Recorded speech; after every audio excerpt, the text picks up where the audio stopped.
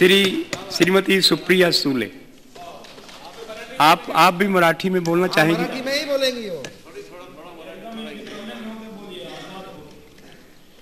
आज मराठी दिवस आहे. कविवर्य कुसुमाग्रज वि वा शिरवाडकर यांचा जन्मदिवस आहे. त्यामुळे महाराष्ट्रातल्या आणि भारतातल्या सगळ्या जनतेला, माझ्या मराठी भाषिकांना माझ्या मनापासून शुभेच्छा. एक मराठी असण्याचा आणि मराठी मायबोलीचा मला सार्थ दोन वरिष्ठ नेते आज इथे बसलेत, मिलिंद देवरा आणि श्री पाटील यांच्या दोन्ही. मिलिंद देवरा जरी मारवाडी असले त्यांची आई मराठी आहे, त्याच्यामुळे आम्हाला सगळ्यांना मराठी मातृभाषेचा अतिशय अभिमान आहे. Milind Devra's mother, even if he's a Marwadi, is a Maharashtrian. So all of us sitting here, all Maharashtrians today, all our mother tongue and mother is Maharashtrian. हाँ, गावित साहेबाची तुमची आई आणि माझी आई मराठीच आहे, पण मिलिंद देवराची पण आई मराठी आहे. हाँ, अहो पण आपली आई मराठी आहे, मिलिंद देवराची आई मराठी आहे, त्याला महत्व आहे. मारवाड्याची आई मराठी आहे. हाँ.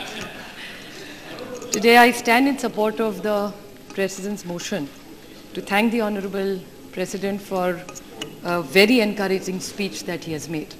I've been hearing various speeches this afternoon, but I would definitely admit as a face of the young future of India today, when I look back of what the Honorable President has put, India is full of lot of hope, and I go back to the thought of our older President, Shri Abdul Kalam, when he said India is a roaring tiger and had a vision 2020. And I see that under the leadership of Shri Manmohan Singh ji, we will definitely achieve all the goals and aspirations that we youth of India are looking for today. There has been record agriculture production, whether we talk about infrastructure of roads, electricity, of all the efforts that the scientists have put together, the industrial growth. Yes, we've had setbacks in the last few months. But that reason really being is probably maybe some of the decisions we have taken. I won't put it completely on the global economy. But today India is not an insulated economy. Today whatever happens in the world does affect us. But under the leadership of one of the best economists in the world, I have full faith that under the leadership of Dr. Manmohan Singh, India is in very, very safe hands. And we will make sure that we will lead only to a better future for the citizens of this country. While this is the entire background, Maharashtra, as my earlier speaker spoke, is going through a very, very difficult period after about 4 decades. Since 1972 is the first time when we had a very bad drought in Maharashtra, when there was ample water but there was no food. Right now, 40 years later, the entire story has changed, where there is food available in Maharashtra and various parts of the country, but there is absolutely no water. And I think the drought is the biggest challenge that various countries, even Rajnath Singh ji said in his speech, a lot of our states are definitely facing, and we really don't know how to deal with it.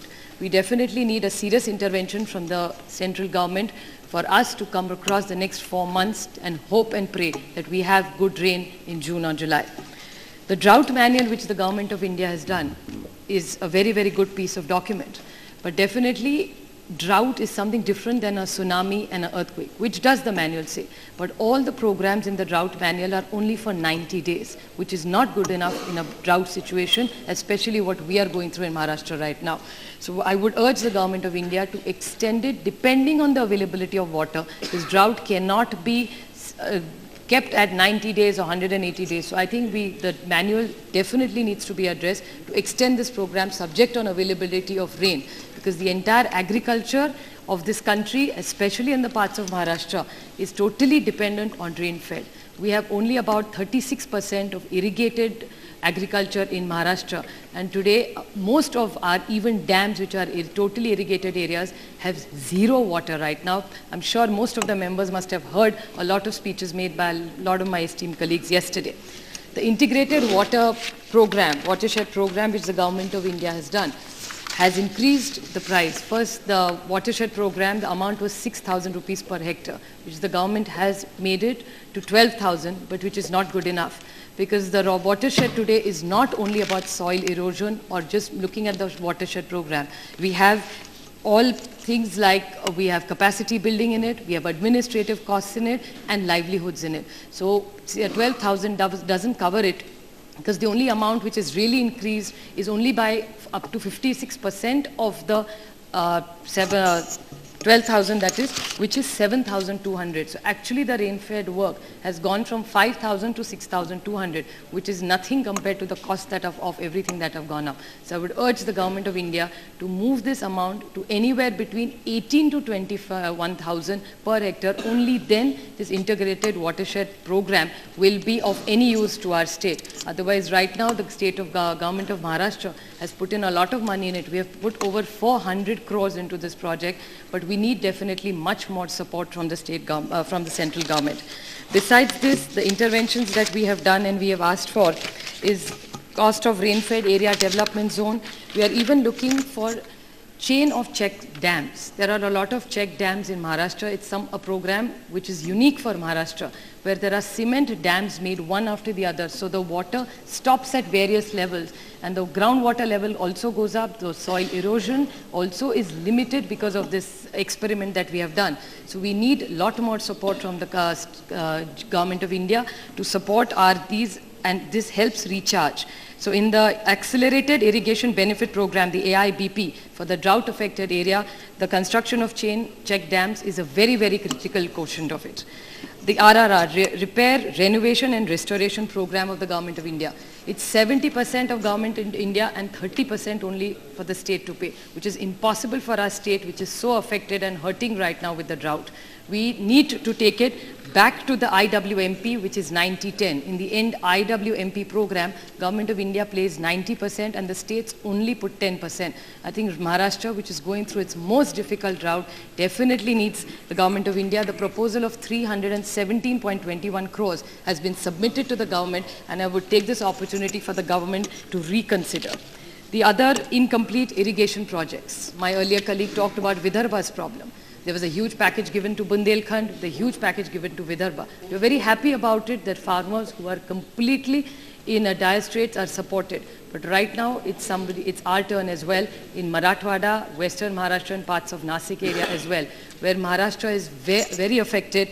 And this Dr. Sikka committee report, and I remember even the Honorable Prime Minister had made an intervention when he was reviewing Maharashtra's drought, that instead of making new projects now, let's first put all our money into projects which are held back.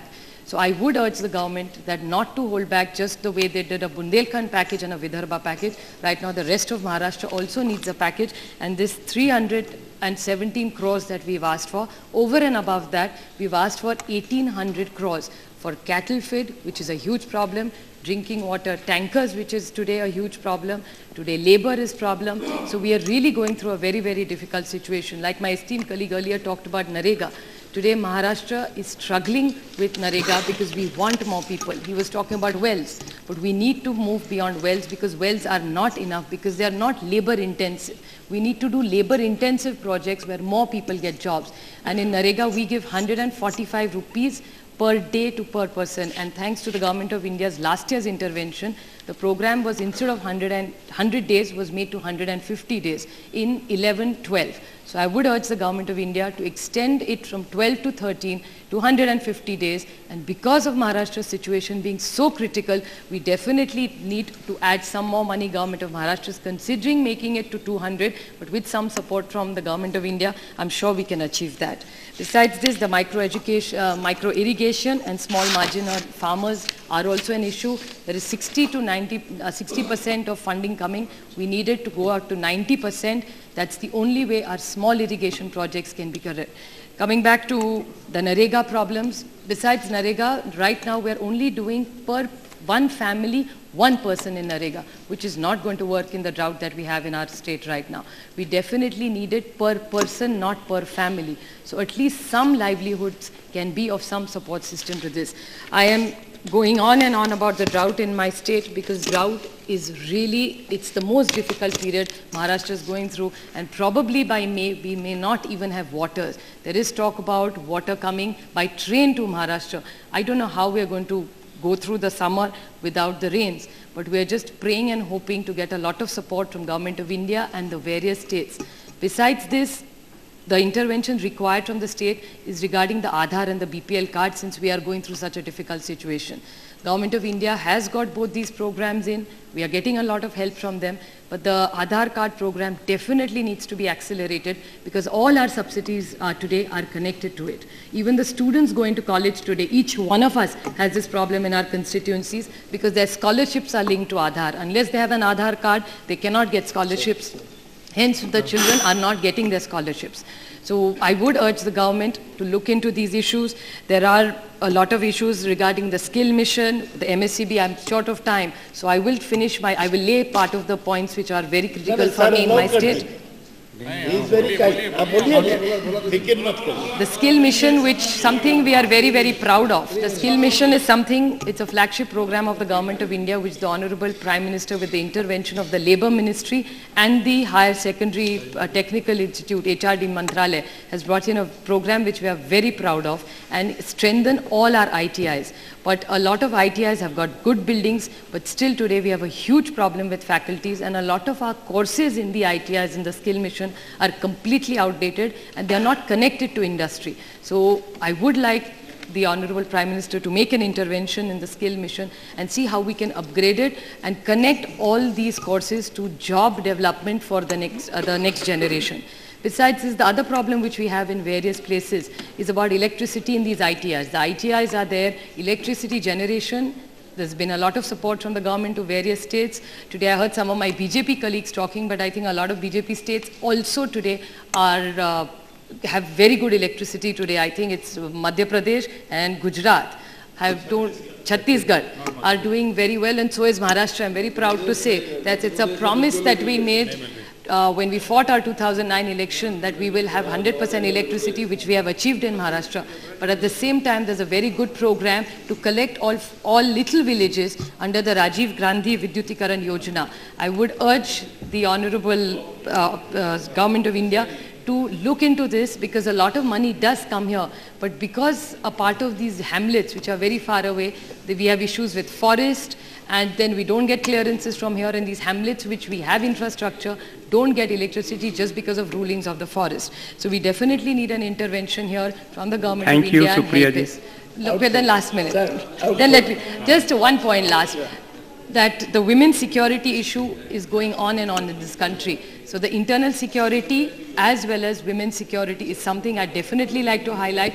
Being a woman, I feel very safe in this country, but at the same time, the atrocities against women and women's rights. I think the government has reiterated, the Honorable President has said it in the speech, but I would urge the Honorable Prime Minister to make a statement and send a complete signal to everybody in the police and the Home Ministry that India is serious and committed, and they will have zero tolerance against terrorism and any atrocities against women. Just last point, sir, that the Asha and the Anganwadi Sevikas, these are two people in our society who are women who really stretch themselves to reach every corner of this village. So if we can give them an opportunity and increase in a salary to them, it will be a great benefit to society today. That's all. Thank you very much.